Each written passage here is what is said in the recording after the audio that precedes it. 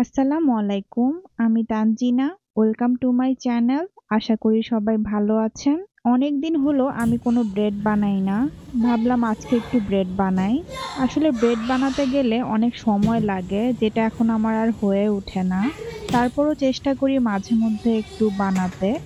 আজকে বানাবো beetroot bread. Beetroot bread আমি আগেও বানিয়েছি, খুব ঝটপট করে বানাবো। প্রথমে একটা প্যানে 2 চা চামচ গুঁড়া দুধ, 2 চা চামচ চিনি, 2 চা চামচ বিটরুট পাউডার, 2 চা চামচ ইস্ট দিয়ে সবকিছু ভালো মতো মিক্স করে আটা দিয়ে দিব। আমার এখানে 3 কাপের মতো আটা লাগবে। সামান্য লবণ দিব। লবণ এখানে আমি 1 চামচের কম দিয়েছি। সামান্য অলিভ অয়েল আর হালকা কুসুম গরম পানি দিয়ে ডোটা মেক করে নিব। ডোটা প্রথমেই ভালো মতো মথে নিতে হবে, যাতে সবকিছু একসাথে ভালো মতো মিক্স হয়। এখানে প্রায় 10-15 মিনিট ধরে ডোটা মিক্স করতে হবে। তারপরে রেস্টে রাখবো আধা ঘন্টার জন্য। এর ফাঁকে আমার বড় মেয়ের ক্যাবিনেটটা একটু গুছায় নিব।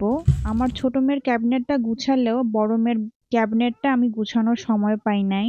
দেখেন কি অবস্থা হয়ে আছে। সবকিছু একটু গুছিয়ে নিব। উপরের হ্যাঙ্গারে যে ড্রেসগুলো একটু পড়ে আছে, উলটপালট হয়ে আছে, সেগুলো একটু ঠিক মতো করে রাখবো।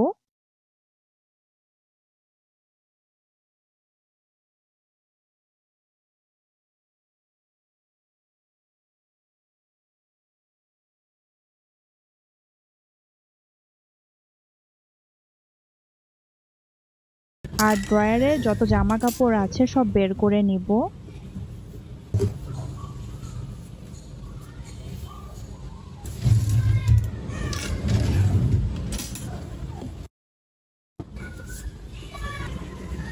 আমি কাপড় নর্মালি রোল করে ভাঁজ করে রাখি। স্পেশালি আমার মেয়েদের জামা কাপড় যেহেতু ছোট, এভাবে রোল করে রাখলে সবকিছু ভালো মতো দেখতেও পাওয়া যায় আর গুছিয়েও সহজে রাখা যায়। আমি এক সাইডে সব প্যান্টগুলো রাখলাম। তারপরে একটা অর্গানাইজার দিয়ে দিলাম। অর্গানাইজার দিয়ে তারপরে ছোট হাতার যত গেঞ্জিগুলো আছে সেগুলো রাখবো। আর এই সাইডে একটা ছোট্ট অর্গানাইজার দিয়ে দিব। এই অর্গানাইজারে আরো ছোট ছোট হাতার যে জামাগুলো আছে সেগুলো রাখবো। উপরের ড্রয়ারে ওর ফ্রকগুলো সব রাখবো আর নাইট ড্রেসগুলো সুন্দরভাবে রাখবো। আর মাঝে দিয়ে দিব একটা অর্গানাইজার। এই অর্গানাইজারগুলো কিছুদিন আগে আমি একটা অনলাইন পেজ থেকে নিয়েছিলাম। এদিকে ডোটা রেডি হয়ে গিয়েছে। ডোটা আমি ভালো মতো মথে নিব। এখানে কিন্তু একদমই বাতাস থাকা যাবে না, যেহেতু ডোটা ফুলে উঠেছে। ভালো মতো মথে ময়দা দিয়ে বেলে নিব।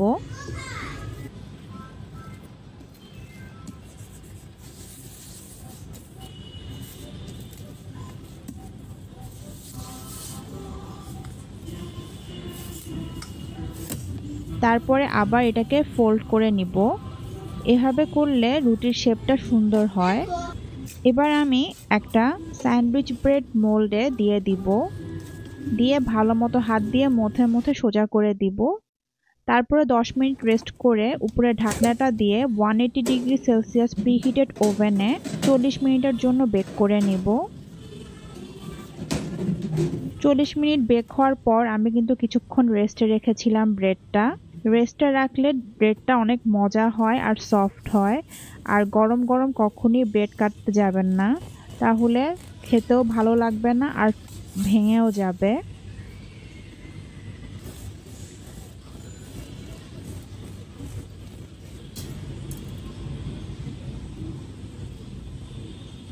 ব্রেডটা কিন্তু অনেক সফট আর মজা হয়েছিল। আজকে দুপুরের জন্য খুব তাড়াতাড়ি একটা রান্না বান্না করে নিব, ঝটপট। মাছ ভাজতে হবে না এমন। প্রথমেই আমি একটা ভাজি করে নিব। ভাজির জন্য সবজিগুলো আমার হেল্পিং হ্যান্ড কেটে দিয়ে গিয়েছিল। এখানে আমি পেঁয়াজ আর কাঁচামরিচ ভেজে নিব। তারপরে পাঁচমিশালি সবজিটা দিয়ে দিব। সামান্য হলুদ আর লবণ দিয়ে দিব।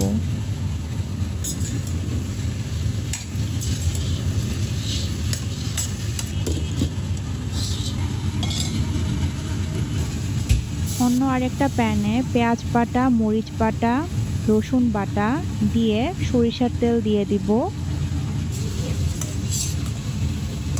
তারপর একটু হালকা ভেজে জিরা বাটা দিয়ে দিব সামান্য লবণ আর হলো সরিষা বাটা বেশিক্ষণ কষা যাবে না।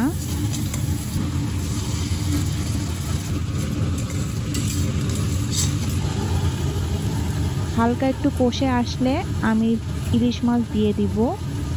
ইলিশ মাছটার একটা সুবিধা হলো ভাজা ছাড়াও খুব ভালো লাগে খেতে।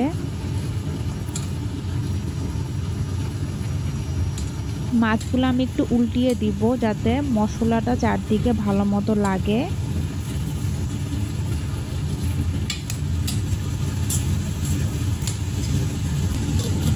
এদিকে আমি ডাল বসিয়েছি ধুন্দুল দিয়ে। ডালটা আমি প্রেসার কুকারে বসিয়েছি। মাছটা কষে আসলে আমি এখানে নারিকেলের দুধ দিয়ে দিব। নারিকেলের দুধের পরিমাণ প্রায় 1 কাপের মতো আমি দিব। নারিকেল দুধে সরিষা ইলিশ, এটা খেতে খুব মজা হয়। দিয়ে দিলাম কিছু আস্ত কাঁচামরিচ আর স্বাদের জন্য সামান্য চিনি। আর ওই যে ডালটা বসিয়েছিলাম প্রেসার কুকারে, ওইটা বাগার দেওয়ার জন্য এখানে বেশি করে পেঁয়াজ আর সামান্য একটু রসুন বাটা দিয়ে ভেজে ডালটা দিয়ে দিলাম। তো আশা করি আমার আজকের ভিডিওটি আপনাদের ভালো লেগেছে। যারা শেষ পর্যন্ত দেখলেন তাদের অসংখ্য ধন্যবাদ। ইনশাল্লাহ সামনের বৃহস্পতিবার নিয়ে আসবো আপনাদের জন্য নতুন কোনো ভিডিও। সেই পর্যন্ত সবাই ভালো থাকবেন। আল্লাহ হাফেজ।